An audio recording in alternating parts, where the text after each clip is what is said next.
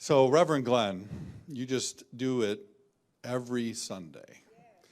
If you ever had a doubt in your mind or you were in need of something, you needed good counsel, you needed a cheerleader in your corner, a coach who had the wisdom, who was willing to tell you what you needed to hear, it's you.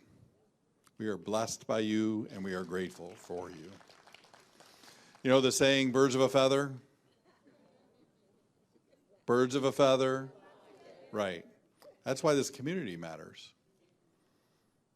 Because you want to be around those who are like-minded, who are headed in the right direction. You know there is not one person who's watching this morning or who is present this morning who, if they came to Glenn or Wilma or Anicia or anybody, you included, and said, you know, I want this to happen in my life. This is the vision I want to have, the experience that I want to emerge. Do you believe that there's anybody in this space, in this community, who would look and go, well, just not you, Brett? Right? You want to be in the presence of those who can see for you what you want to experience. There's a greater story to this.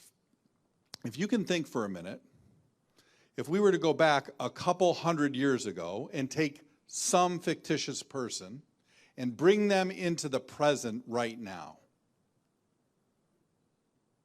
would that person's consciousness be confirmed and inspired by what they see?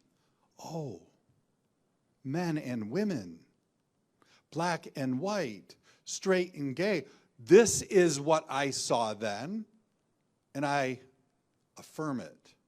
Or is our consciousness one that there'd be a gap? Oh, wait a minute. Where's the main art theater that was there? Where did that go? Do you follow me? The consciousness that you demanded of us this morning is that evolutionary consciousness that we're invited in, but we don't have to participate. Because there's plenty of people who have passed on who would be troubled by the evolution that we see. In this community, we are inspired by it. Because if we see us, humanity, growing into the fullness of who we are, then it can be true for each and every one of us. Not a select group, not a select gender, not a select anything, but available to all.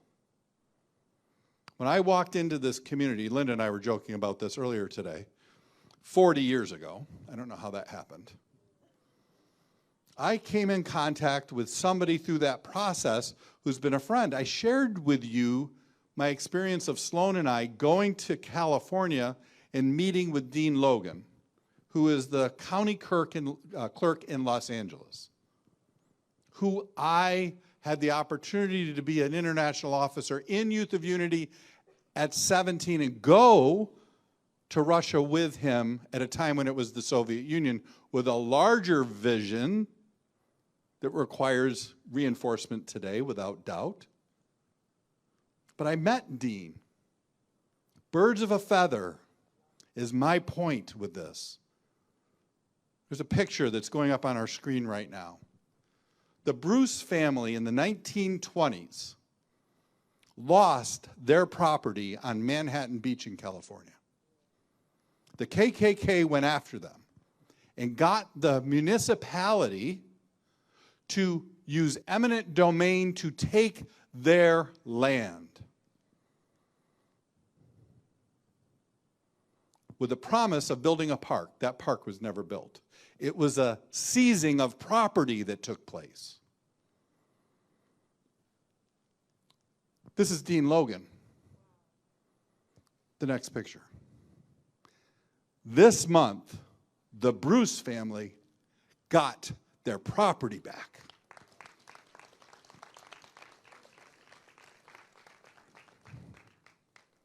Where is our consciousness? Are we inspired by love and hope and joy, or are we in a space of just seeing division and destruction? I am blessed.